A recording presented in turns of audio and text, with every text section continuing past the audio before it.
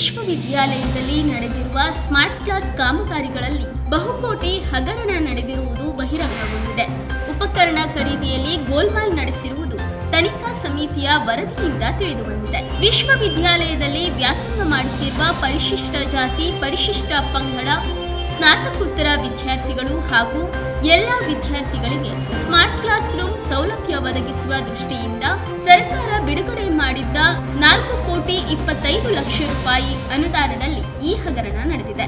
ಸಮಾಜ ಕಲ್ಯಾಣ ಇಲಾಖೆಯ ಪ್ರಧಾನ ಕಾರ್ಯದರ್ಶಿಯಿಂದ ಕ್ರಿಮಿನಲ್ ಮೊಕದ್ದಮೆ ದಾಖಲಿಸಲು ಸೂಚಿಸಲಾಗಿದೆ. ಹಿಂದಿನ ಕುಲಪತಿ, ಕುಲಸಚಿವರು ಸೇರಿದಂತೆ 5 ವಿರುದ್ಧ ಕೇಸ್ ದಾಖಲಿಸಲು ಸೂಚಿಸಲಾಗಿದೆ.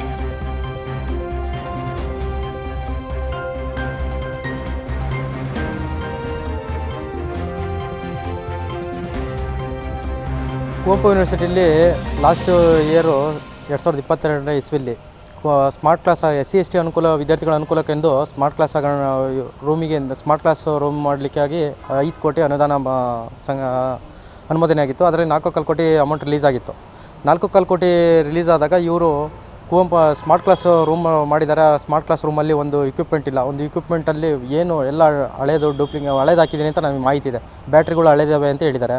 ಆಮೇಲೆ ಒಂದು AC ಬಂದುಬಿಟ್ಟು 3.5 ಲಕ್ಷ ಅಂತಿದ್ದಾರೆ. 3.5 ಲಕ್ಷ AC ರೇಟ್ ಹಾಕಿದ್ದಾರೆ. ಅಲ್ಲಿರೋದು AC ರೇಟೆಲ್ಲ 60,000 ರೂಪಾಯಿ ಮಾರ್ಕೆಟ್ ರೇಟು.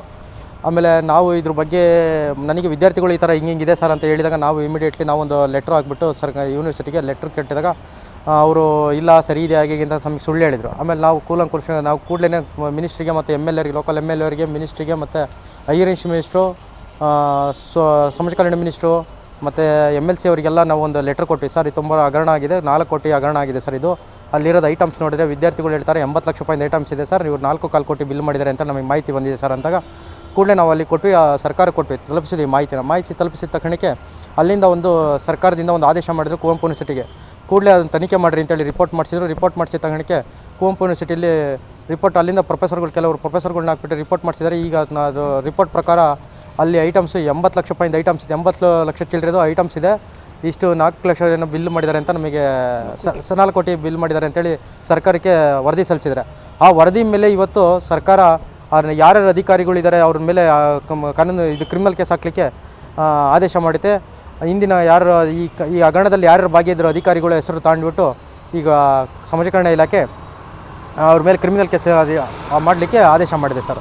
ಇಂದಿನ ಕುಲಪತಿ ವೀರಭದ್ರಪ್ಪ ಮತ್ತು ನಿಮ್ಮ ಕುಲಸಚಿವರು ಮತ್ತು ಇನ್ನೊಬ್ಬರು ಪ್ರಭಾರ ಕುಲಸಚಿವರು, ಹಣಕಾಸು ಅಧಿಕಾರಿ ಮತ್ತು ಇನ್ನೊಬ್ಬ ಹಣಕಾಸು ಆ ಪೀರಿಯಡಲ್ಲಿ ಯಾರ್ಯಾರು ಇದ್ರೋ ಅವ್ರನ್ನೆಲ್ಲರನ್ನೂ ಈ ಅನುದಾನ ಬಂದ ಮೇಲಿಂದ ಯಾರು ಚೆಕ್ಕಿಗೆ ಸೈನ್ ಮಾಡಿದ್ರು ಅವ್ರನ್ನೆಲ್ಲರನ್ನೂ ಅವ್ರ ಮೇಲೆ ಕ್ರಿಮಿನಲ್ ಕೇಸ್ ಹಾಕಬೇಕು ಅಂತೇಳಿ ಸಮಾಜ ಕಲ್ಯಾಣಕ್ಕೆ ಆದೇಶ ಮಾಡಿದೆ ಸರ್.